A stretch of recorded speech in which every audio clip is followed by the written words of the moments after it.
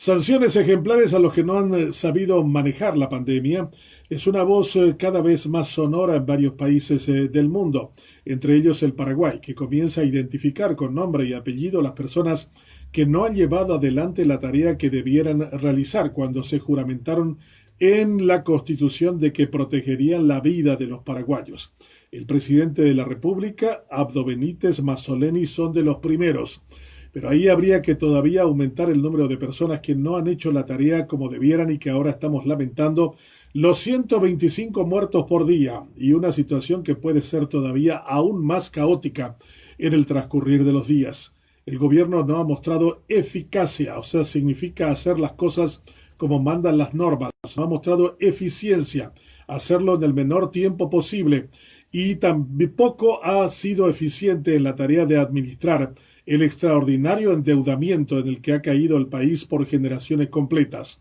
Todo eso vendrá a sumarse al hecho de la absoluta falta de empatía del gobierno hacia los paraguayos en general, que no han visto que su gobierno estuviera de su lado, que estuviera realmente preocupado por hacerse bien las cosas. Se instaló la idea de que el gobierno lo único que tiene puesta la cabeza es en robar, es en corromperse en el sistema y corromper el mismo para provecho de algunos y para perjuicio y muerte de muchos.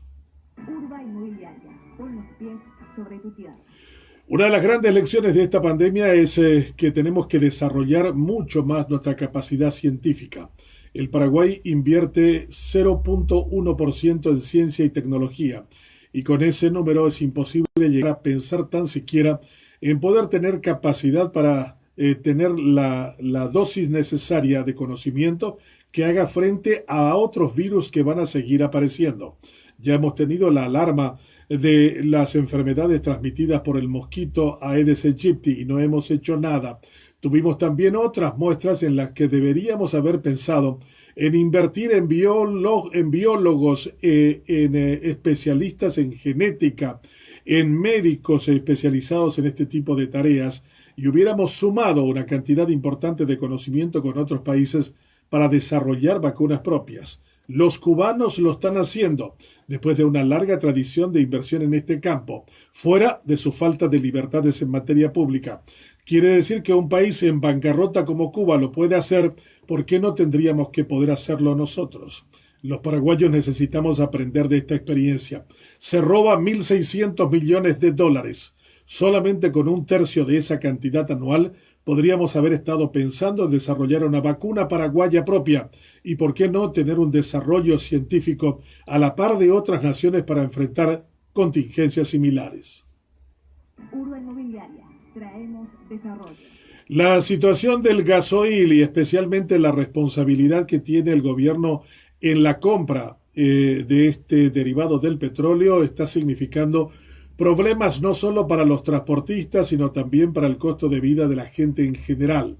Mucho del componente que se aplica en el combustible va en impuestos, un 38% en algunos casos, 14% en el caso del gasoil. También el margen de ganancias de los gasolineros es bastante importante y alto.